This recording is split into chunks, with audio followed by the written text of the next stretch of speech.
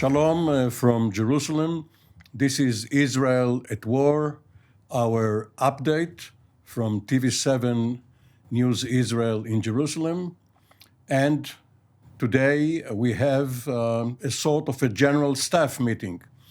On the one side, in several places around Israel, we have generals, and on this side, only a staff member of this studio. Filling in for the traveling Jonathan Hessen, and our three distinguished generals, Brigadier General Doron Gavish, formerly the Commanding General of Israel's Air and Missile Defense, and currently the Commanding Officer of the Air and Missile Defense Task Force. Welcome, Doron.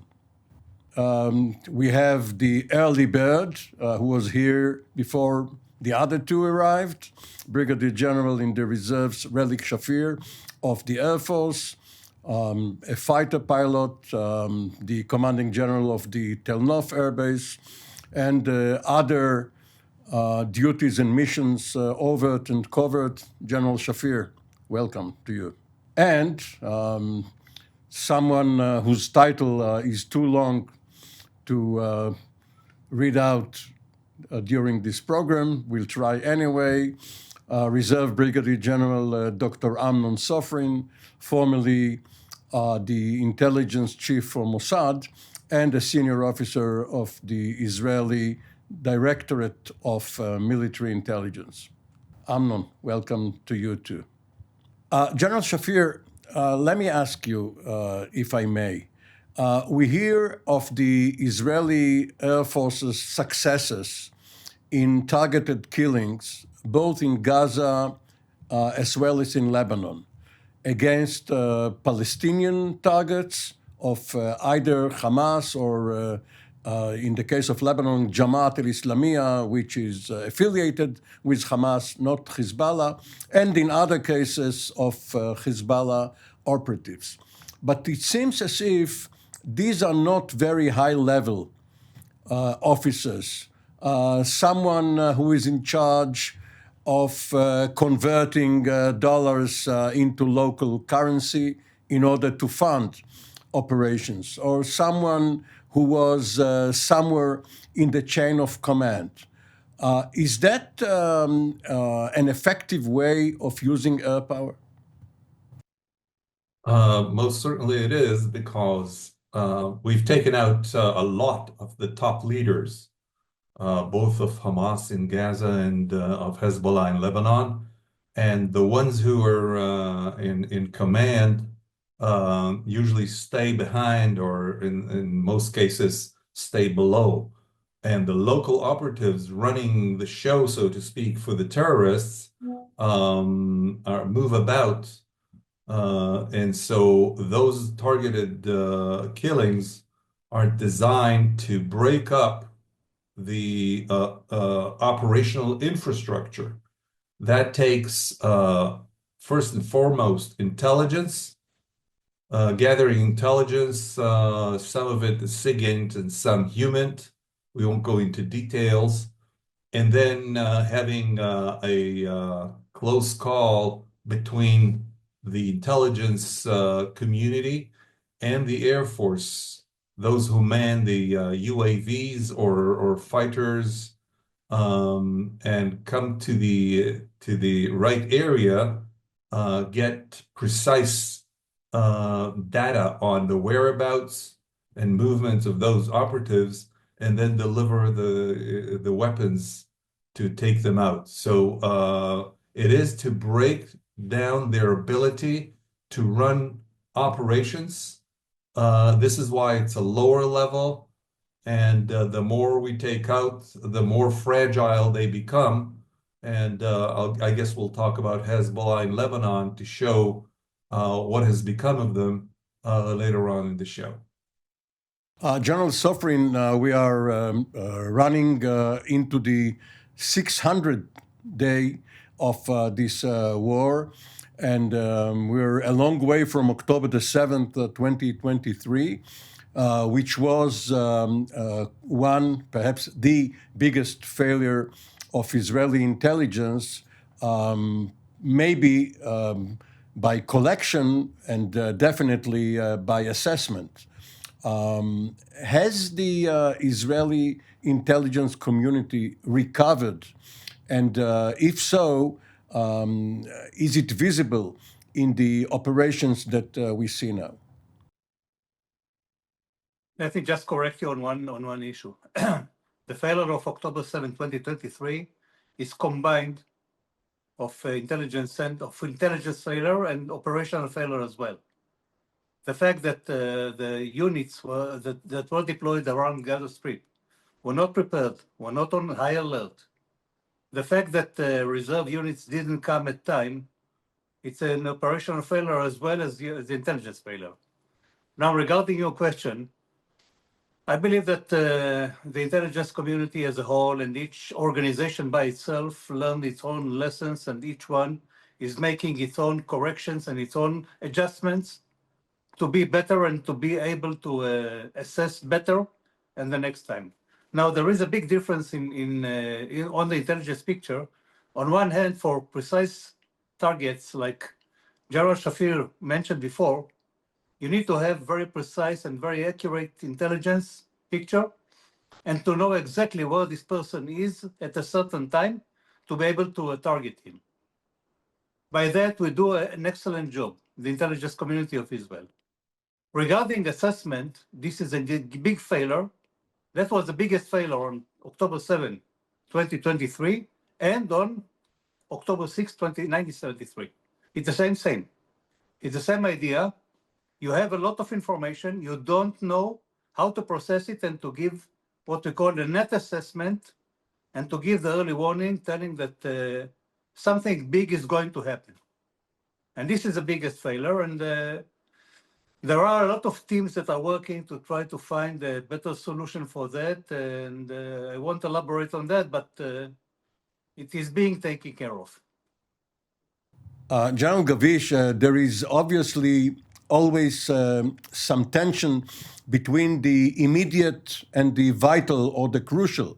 And we hear reports that the United States, perhaps in conjunction with the Israeli Defense Forces, or perhaps only one of the two partners, are preparing for a possible strike against the Iranian nuclear infrastructure.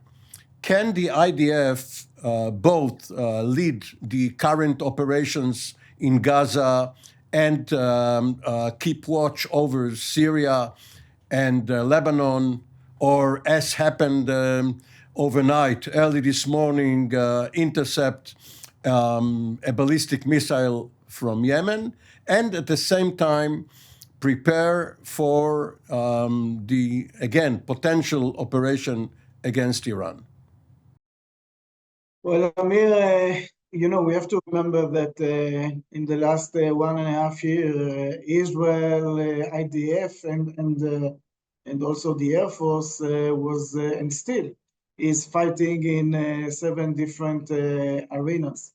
We remember that we fought at the same time in Lebanon, in Syria, in Iraq, with the Iranians, with the Yemen, and of course the Gaza Strip and the West Bank. So the IDF was spread all over, and this is something that there were some more intense days than the ones that we are now. So it is something doable. This is something that we did in the past. When it comes to Iran, Israel said it, and this is not the first time that we are preparing ourselves for quite a long time for this mission. The Israeli Air Force is preparing itself for years for this mission. And we have to also remember that Israel already struck in Iran during this war. So if a decision would be made, Israel would be ready and offensive and also in the defensive part. So from a preparation point of view, nothing would be standing between us and between the need to strike if Israel would make such a decision. General Shafir, in about a month time, a month and a couple of weeks, we will mark, you certainly will, the 44th anniversary of the Osirak raid in which you took part in June of 1981. One fine Sunday, you rode to the outskirts of Baghdad. The chain of command is supposedly very clear. You belong to the Air Force. The Air Force chief is subordinate to the chief of the general staff. And the chief of the general staff, through the Minister of Defense, is subordinate to the government.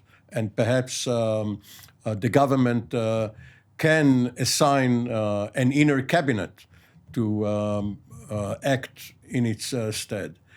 But when you went to hit the Iraqi reactor, there was no public debate preceding it. And you had your orders come down the chain of command. Now the situation is quite different. There is a vigorous public discourse. And what is even more confusing, while the military says one thing about the mission, for instance, that the top priority is releasing the hostages still in Hamas captivity, ministers who belong to that inner cabinet say the opposite. No, we will not stop the war, even if it means that we want to get all of our hostages back. What does the pilot in the cockpit feel when he hears such confusing signals? And what does the top brass feel, think, and say about it? Well, the pilots are indoctrinated from a very young cadet age when they're inducted into the Air Force to separate their feelings from their operational activities. That means that even if you're politically inclined to a different party than the one that leads the government, as long as the government is a legitimate one, and it gives out commands to the chief of staff and through the chain of command down to the cockpit, the pilot puts aside his political inclinations and goes on to the operation in the most professional way. So within the cockpit, there are no regrets, there are no indecisions. You know exactly what you have to do and what you have to deliver. Certainly, I think when we're talking about Iran's nuclear program, there is no doubt, and I trust that all pilots, no matter what their political inclinations, are focused or will be focused at the activities. There would be, if you're in a very delicate situation, let's say that you're delivering munition in Gaza, in an area that has a lot of civilians, and you might be part of creating a collateral damage. Certainly, you can put your care and see through the cameras that are looking while you're delivering the weapon that you're not mistakenly hitting civilians, and you can move the targeting aside so as not to hit uninvolved people. That has been done many times in the past years and within this war as well. So some leeway is there for a warrior to make sure that he doesn't hurt the wrong people. But as far as getting into the cockpit and doing the mission, you do it as professionally as you can and not getting this kind of discourse into the operation. But what about the unspoken contract between the men in uniform, men and women in uniform, and those who stay behind, at the command center and the government, the cabinet, that if you become a prisoner of war, you could have bailed out over Baghdad. The assessment was that 2 out of you 8 pilots could end up in Saddam Hussein's notorious prisons. And obviously you expected to be gotten back in a swap or whatever. And here we see that the government, or at least some parts of it, think that there are higher priorities. And obviously, we remember one of your brothers in arms, Ron Arad, the navigator, who was taken prisoner after rejecting over Lebanon and was never seen again. Isn't that a consideration?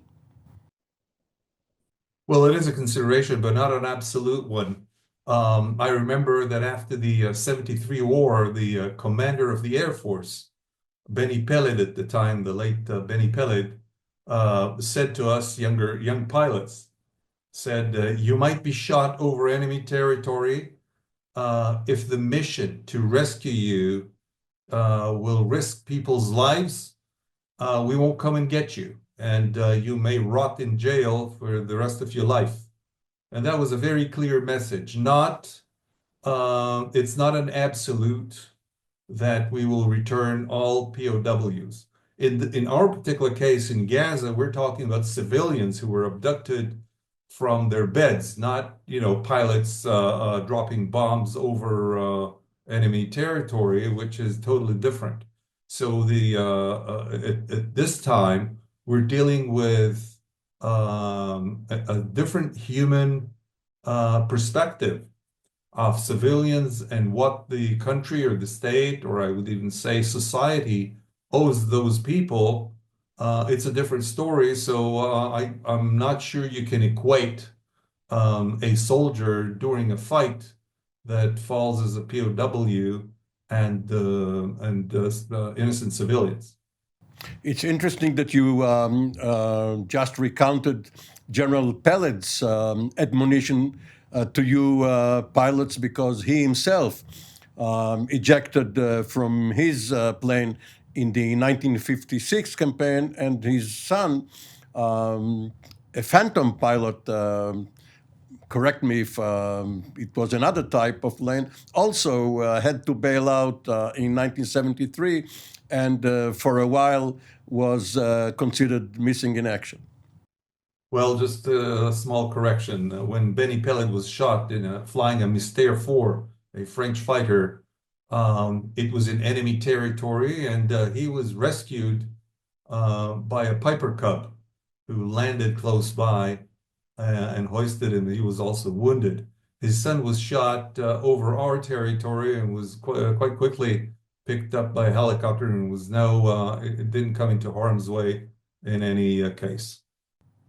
General Suffin, because this war has been going on for so long, we already have a record of what each of us said, predicted, or perhaps only expressed his wishful thinking over the almost 19 months. And last year, before Yahya Sinwar was killed, you on one of these programs, when asked whether it would be effective for Israel to kill Sinwar, the head of Hamas, or perhaps preserve him so that the negotiations could be handled and he would be the main decision maker for Hamas, the point of contact, you advised that it would be better to still have him in charge. Of course, he was responsible for the massacre and for the atrocities. But if one looked at it cold-bloodedly, it was better with him than without him. Now he's gone. His brother, Mohammed Sinwar, is calling the shots for Hamas. What's your assessment? I think that Mohammed Sinwar is not less worse than his brother. He's even more crueler. He's not famous as his brother. He's not known as his brother. He's living somewhere in shelters underground. He can't be he can't be detected. He keeps on low profile. He learned the lesson of his brother, and he's now running the show. Now, if you look at the structure of Hamas today, the political wing is very weak. There's no real leader outside Gaza Strip, and the only person that gets today the decisions is mostly Mohammed Sinwar. Now, he's the leader. That means he's the one with whom we're negotiating beyond the scenes. We don't negotiate directly with him, but through the mediators, meaning Egypt and Qatar. But nevertheless, he's the person. With him, we discuss, and with him, we try to get to a deal. Now, I don't know if I believe that looking at the Israeli DNA probably is marked down as a target that should be hit if and when possible. But if so, who is going to run the show? Who is the one to deal with? Who are we going to negotiate with? We have to think about it over. Even though if we have what we call an operation opportunity, I believe that it will be taken into consideration and immediately implemented. But we have to think over and to see who is the next one, who is the leader that we have to apply to if and when Mohammed Sinwar is gone. But there is a presumption in your answer that Israel does want a deal. If Israel does not want a deal, it would be better for it to have an anarchy in Hamas and no one able to sign any sort of deal. I don't want to get into what we call political calculations. There are debates within the government regarding the deal with Hamas to, first of all, to release people imprisoned and held in Gaza. Maybe not all of them at the same time, like we want here, or part of the crowd, or the public in Israel wants. And many people in Israel claim that this should be the deal. On the other hand, the government is not going to apply such a deal. They want to have it on portions. That means to go step by step and not to end up the war and to surrender to Hamas demands. That means to leave Gaza Strip, to leave Hamas in power, and to get out and to be under risk like we did before, like October 7 or before October 7. That means that something has to be very well calculated. And going back to what I said many times before, as long as we didn't decide who is going to control Gaza Strip later on, after Hamas is gone, and we didn't begin to build up or to reconstruct this construction or this structure, Hamas is still there. And to take it off, you need to have somebody to replace him and to begin this process. Otherwise, you just keep on fighting, going back to the same places we've been before. It is the fourth time or third or fourth time that are still in Rafah, going back to Bet Hanun, going back to other places around Gaza, Saja'iyah, for the fourth or fifth time, and nothing really happens. General Gavish, your forces and sometimes the US forces very successfully intercept whatever comes into Israel, various projectiles, up to and including the ballistic missiles. We mentioned the one launched from Yemen only a few hours ago. But still, many Israelis are being shaken out of their stupor, their sleep, and you are to be blessed for the alert that you are given and for the time to prepare. Now even people who do not live in danger zones are being told a few minutes ahead that they may have to go and find shelter.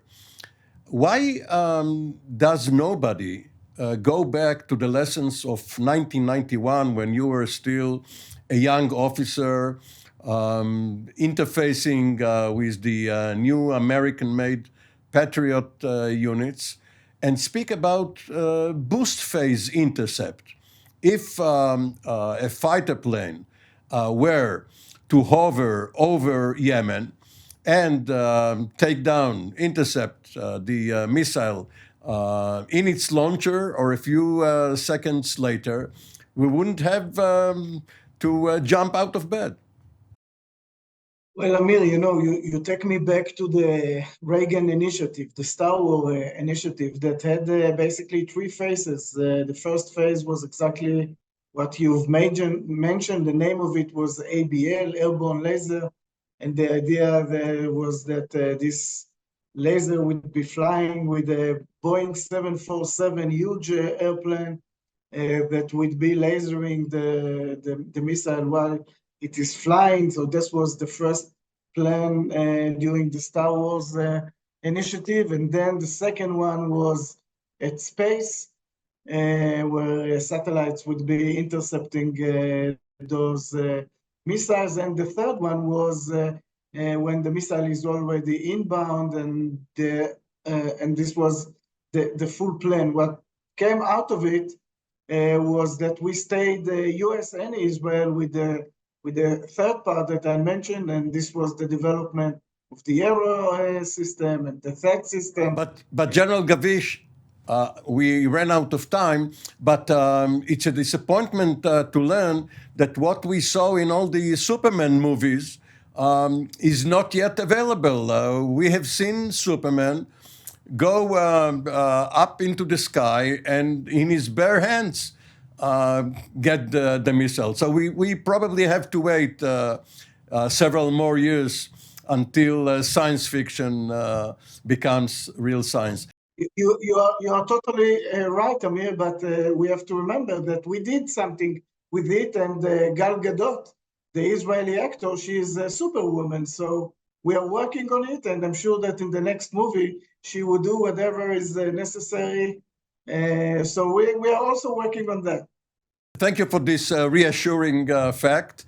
And thank you, all of you, General Amnon Sofrin, General Relik Shafir, and General Doron Gavish, who is going to get some royalties from the next Superwoman movie, Wonder Woman, I'm sorry. And this has been our daily update here on TV7 News Israel. We will be back tomorrow with another edition. For the time being, Shalom from Jerusalem.